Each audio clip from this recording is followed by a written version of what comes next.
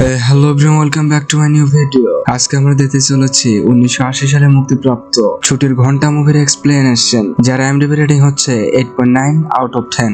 মুভির ডিরেক্টর হচ্ছে আজিজুর রহমান।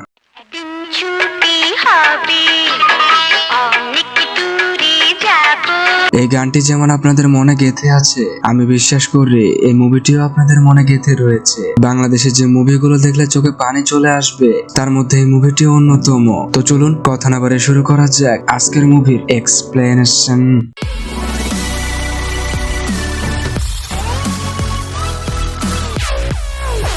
অনেক আগের মুভি, তাই যতটুকু পেরেছি এক্সপ্লেন করছি। যাই হোক, মুভি শুরুতে একজন ঘন্টা বাজাচ্ছিল, তখনই আব্বাস নামের এক পাগল এই ঘন্টা বন্ধ করতে বলে। এর জন্য সেখানে থাকা একজন গার্ডের গলা চেপে ধরে। গার্ডটি আব্বাসকে ধাক্কা দেয়, এতে আব্বাসের মাথা ফেটে যায়। একজন ডাক্তার এসে বলে, তোমার তো রক্ত বের হচ্ছে।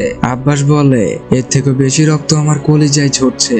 ডাক্তার বলে, তুমি ঘন্টার শব্দ শুনতে চাও না কেন?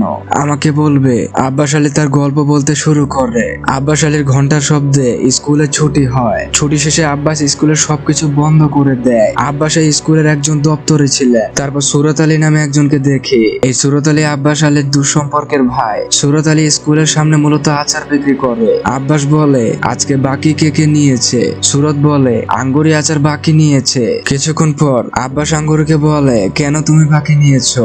আঙ্গুরি বলে, খোকন যে বাকি নেই। আব্বাস বলে, খোকন সাহেব দরকার হলে পুরো দোকান বাকি খাবে। তারপর এক মহিলাকে দেখি, ইনি হচ্ছেন খোকনের মা। খোকনের মা খোকনকে হন্য হয়ে সারা বাড়ি খুঁজছিল। তারপর আমরা খোকনকে দেখতে পাই, যে কিনা ঘরের এক কোণে বই পড়ছিল। খোকন হচ্ছে এক বড়লোক বাবার ছেলে, কিন্তু খোকনের মনে নেই কোনো অহংকার, আছে শুধু ভালোবাসা। এবং খোকন খুব মেধাবী একজন ছাত্র। খোকনের মা বলে, তুমি গোসল করে এসো, আমি তোমার খাবার দিচ্ছি। খোকনের মা খোকনকে পরম মায়া করে খাবার খাওয়ায় এবং খুব যত্নে তার সন্তানকে আগলে রাখে। ছোটবেলায় আমাদের মায়েরাও তো এমনই করতো। মনে পড়ে এইসব কথা। যাই হোক, পরের দিন স্কুলে খোকন ও তার বন্ধুরা খেলছিল। হঠাৎ তাদের মধ্যে মারামারি লেগে যায়। খোকন তাদের থামানোর অনেক চেষ্টা করে, কিন্তু কিছুতেই সে পেরে ওঠে না। খোকন ছুটির ঘন্টা বাজিয়ে দেয়, কিন্তু ছুটি হতে এখনো দেরি আছে। তখনই হেডমাস্টার চলে আসে। আব্বাস বলে, স্যার আমি ভুল করে ঘন্টা দিয়েছি। খোকন বলে, চাচা আপনি আমার দোষ কেন নিজের নিলেন? আব্বাস আলী বলে, তোমার জন্য আমি এর থেকে বেশি কিছু করতে পারি, কেননা আমি যখন অসুস্থ ছিলাম তখন তোমার মায়ের জন্যই সুস্থ হয়েছি। খোকনের মা তার বাবার ব্যবসা সামলায়, কেননা খোকনের বাবা প্লেন দুর্ঘটনায় মারা যায়। এই মায়ের খোকন ছাড়া আর কেউ নেই। রাতের বেলা খোকনের মা খোকনকে বলে, এবার ঈদ আমরা তোমার নানু বাসায় করব। এই শুনে খোকন খুবই খুশি হয়। আসলে আমাদের কাছে নানা বাড়ির জন্য একটা ইমোশনের জায়গা। পরের দিন স্কুলের শিক্ষক বলে, তোমাদের স্কুলে অনুষ্ঠান হবে। এই অনুষ্ঠানে খোকন সহ আরো কয়েকজন থাকবে, কিন্তু সেদিন খোকন স্কুলে আসেনি। স্যার জানতে পারে খোকন অসুস্থ, তাই স্কুলে আসেনি। এই শুনে আব্বাস আলী খোকনকে দেখতে আসে, হাতে ফল নিয়ে। আসলে আব্বাস আলী খোকনকে খুবই ভালোবাসতো। 2 দিন পর খোকনের মা শুনতে পায় কেউ একজন গান গাচ্ছে। খোকন তার মাকে বলে, সামনে স্কুলে অনুষ্ঠান আছে, তাই জন্য গান প্র্যাকটিস করছি। খোকনের মা বলে, এখন তাহলে গান গাও।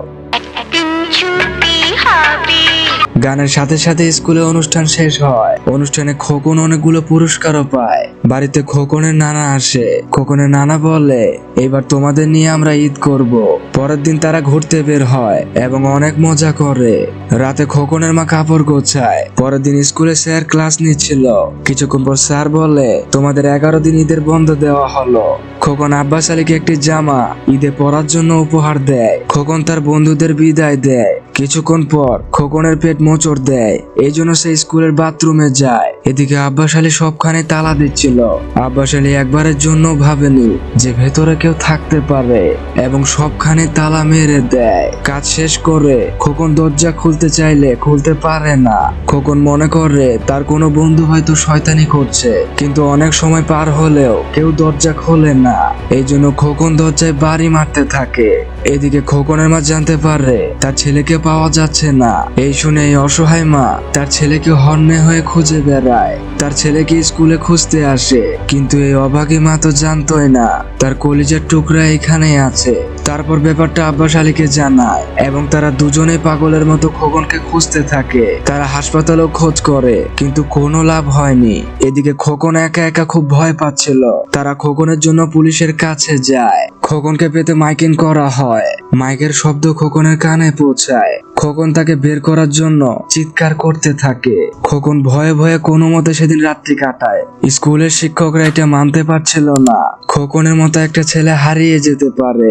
পরের দিন খোকন তার টিফিনে থাকা কিছু খাবার খায়। খোকন তার মায়ের কথা মনে করতে থাকে। এইভাবেই দুদিন কেটে যায়। খোকন ক্ষুধার যন্ত্রণায় পানি খেতে শুরু করে। আব্বাস আলী খোকনকে রাস্তায় রাস্তায় খুঁজে বেড়ায়। আস্তে আস্তে খোকনের অবস্থা খারাপ হতে থাকে। খোকন একটা চিঠি লেখে এবং সেটা একটা পুকুর দিয়ে বাইরে ফেলে দেয়। সেই চিঠিটা তার বন্ধুরা পায় এবং তাকে উদ্ধার করতে আসে। কিন্তু এই সবটাই ছিল খোকনের ভ্রম। খোকনের মা তার একমাত্র সন্তানের জন্য প্রায় পাগল হয়ে গেছে। এদিকে খোকন তার মায়ের কথা ভাবতে থাকে আর খুবই কান্না করতে থাকে। খোকনের প্রচন্ড রকমের পিপাসা পায় কিন্তু পানি শেষ হয়ে যাওয়ায় সে পানি খেতে পারে না। ছেলেটি ক্ষুধার যন্ত্রণায় কাতরাতে থাকে। আস্তে আস্তে খোকন যেন মৃত্যুর কোলে ঢলে পড়ে। 11 দিন পর স্কুল খোলা হয়। আঙ্গুরে যখন ঝাড়ু দিচ্ছিল তখন সে খোকনকে মাটিতে পড়ে থাকতে দেখে। আঙ্গুরে চিৎকার করে। তার চিৎকারে সকলে সেখানে আসে। আব্বাস আলী খোকনকে ডাক দেয়। আব্বাস আলী দেওয়ালে লেখা এই কয়েকদিনে খোকনের কষ্টের কথাগুলো দেখে। এইসব দেখে আব্বাস আলী হাসতে থাকে। খোকনের মাকে খবর দেওয়া হয়। স্কুলে এসে মা তার কলেজের টুকরাকে দেখতে পায়। এই অবস্থায় একজন মায়ের যে কতটা কষ্ট হয় সেটা এক মাই ভালো জানবে। আব্বাস আলী পাগলের মতো করতে থাকে। এই জন্য তাকে পাগলাগারদে নিয়ে যাওয়া হয়। মুভি বর্তমানে আসে। আব্বাস আলী বলে, স্কুল তো ছুটি হলো, আমার ছুটি কবে হবে? আর এখানে এই মুভিটি শেষ হয়ে যায়। গাইস, একটা কথা বলে জীবনে যথাসাধ্য চেষ্টা করবেন মায়ের দেখাশোনা করার। আজ এ পর্যন্তই। দেখা হবে কোনো মুভির গল্প নিয়ে। ততদিন ভালো থাকুন, সুস্থ থাকুন।